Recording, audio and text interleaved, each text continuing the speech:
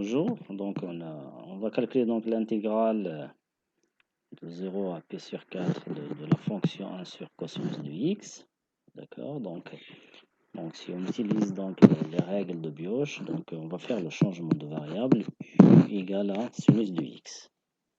On va faire le changement de variable u égale sinus de x, et donc ça donne donc l'intégrale de 0 à p sur 4.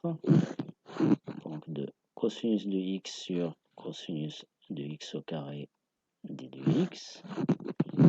Et ça donne, donc c'est l'intégrale de 0 à racine de 2 sur 2 d de u sur 1 moins u au carré.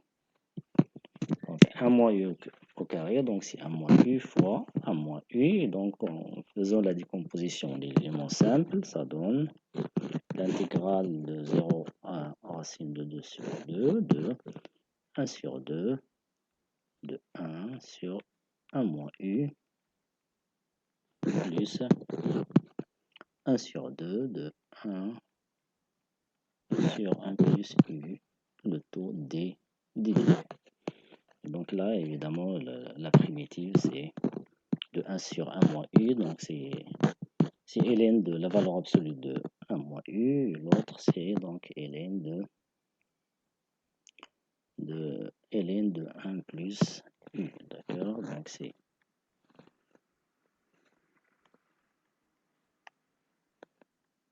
la première primitive, donc c'est ln de 1 moins u.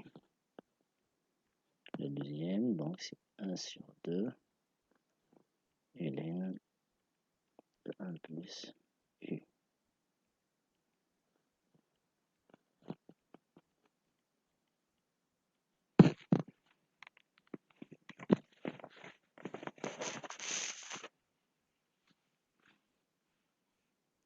Et donc, si on fait les calculs, donc ça donne donc 1 sur 2.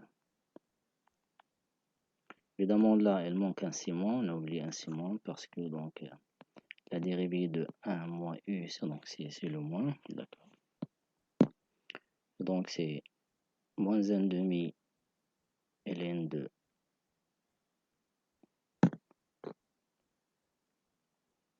1 moins racine de 2 sur 2. Et l'autre, donc, c'est plus 1 demi, donc ln de 1 plus racine de 2 sur 2. Alors, on est tranquille, cette quantité-là, elle est positive, et donc ça donne donc c'est 1 demi, donc ln de 1 plus racine de 2 sur 2 sur 1 moins racine de 2 sur 2, donc qui donne donc ln de racine de 2 plus racine de 2 sur 2 moins racine de 2. D'accord? Alors donc on passe à calculer l'intégrale suivante. C'est l'intégrale de 0 à sur 2 la fonction 1 sur cosinus de x plus sinus de x d de x. Alors la fonction ne vérifie pas aucune règle de Bioch, donc on va utiliser donc le changement de variable usuel u égale à tangente de x sur 2. Et donc ça donne donc l'intégrale de 0 à 1 sur 1 plus, alors le cosinus, donc c'est 1 moins u au carré sur 1 plus u au carré avec ce changement de variable. Et sinus, donc c'est 2u sur 1 plus u au carré. Et d de x, c'est 2 d de u sur 1 plus u au carré. Alors, d'après le calcul, ça donne 0, l'intégrale de 0 à 1 de 1 sur 1 plus u d de u, qui est donc la primitive de la fonction 1 sur 1 plus u, donc c'est ln de 1 valeur absolue de 1 plus U entre 0 et 1. Et donc ça donne exactement ln de 2. Alors le dernier intégral, donc c'est l'intégrale de 2, 3 de la fonction x sur x au carré moins 4x plus 5 à la puissance 3 d de x égale.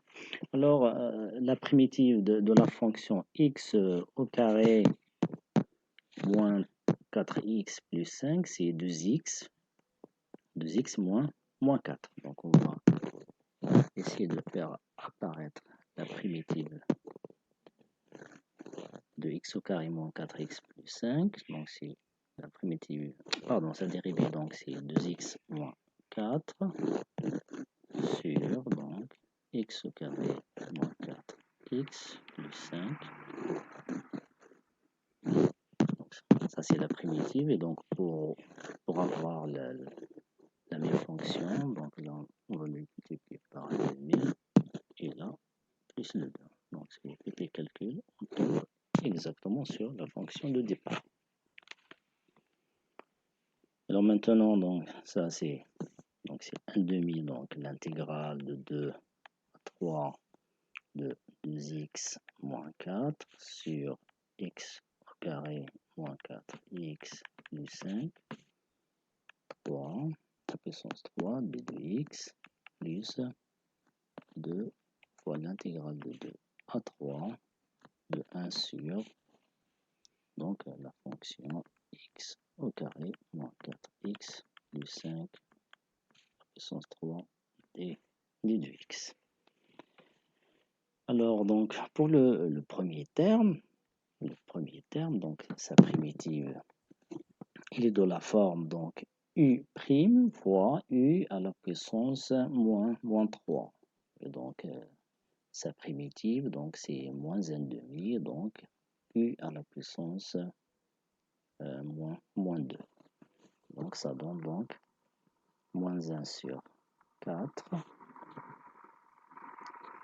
La primitive c'est ça, donc 1 sur x au carré moins 4x plus 5 au carré, intégrant entre 2 et 3, plus, alors pour le deuxième terme, donc on va l'écrire sur la forme, donc x moins 2 au carré, plus 1, le tout à la puissance 3 dx.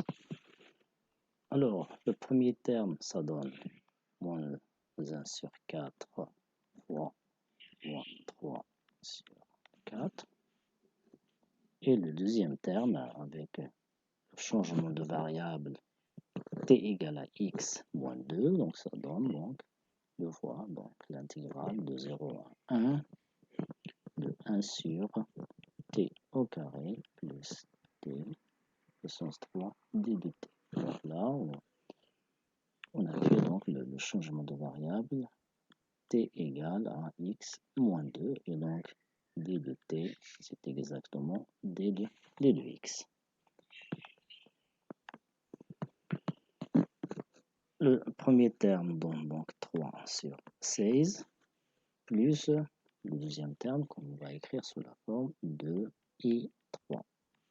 Avec i3, évidemment, i3, donc c'est l'intégrale de 0 à 1 de 1 sur t au carré plus 1 le tout à la puissance 3 d de t. Donc on rappelle que vous avez vu dans votre cours que si on note donc n égale l'intégrale de 0 à 1 de 1 sur 1 plus t au carré le tout à la puissance n d de t. Donc l'indice n, il est là. Alors d'après le cours, donc si on applique une intégration par partie, on tombe donc dans une relation de récurrence entre IN et IN plus 1. Donc en appliquant l'intégration par partie, ça donne donc, si on applique une intégration par partie, donc on trouve donc une relation de récurrence entre IN et IN plus 1. Donc on aura la relation suivante, 2N IN plus 1 égale à 1 sur 2N plus 2N moins 1 fois IN. C'est une relation de récurrence. Donc en particulier, pour n égale à 1 et n égale à 2, donc on aura donc en particulier 2 et 2 de 2, donc c'est 1 demi, donc là le n c'est 1, plus donc 1, donc là le n c'est 1. Maintenant, lorsque le n égale à 2, ça donne donc 4 et 3 égale à 1 sur 4 plus 3 et 2. Donc à partir de ces deux équations-là, donc on déduit que E3 donc égale 1 sur 16 plus 3 sur 4. Donc le 1 sur 4 plus 1 sur 2 et 1. Donc ceci égale donc 1 sur 4 plus 3 sur 8 et 1. Donc pour donc calculer 3, donc il suffit maintenant de calculer E1. Donc or E1 égale, donc E1, c'est l'intégrale de 0 à 1, de 1 sur 1 plus t au carré, le n égale à 1, d de t, d'accord. Et donc là, la primitive, c'est l'arctangente. Donc c'est l'arctangente. Donc lorsqu'on intègre, donc entre 0 et 1, ça donne pi sur 4. Donc ainsi, le E3, donc le E3 égale donc 1 sur 4 plus 3 sur 8 de pi sur 4 est égal donc à 1 sur 4 plus 3 sur 32 pi. Donc là, c'est 1. Et donc, on revient donc à notre intégrale de départ, d'où l'intégrale de 2 à 3 de la fonction x sur x au carré moins 4x plus 5 fois la puissance 3 de x. Donc, c'est 3 sur 16 plus 1 demi plus 3 sur 16 pi. Et donc, ça donne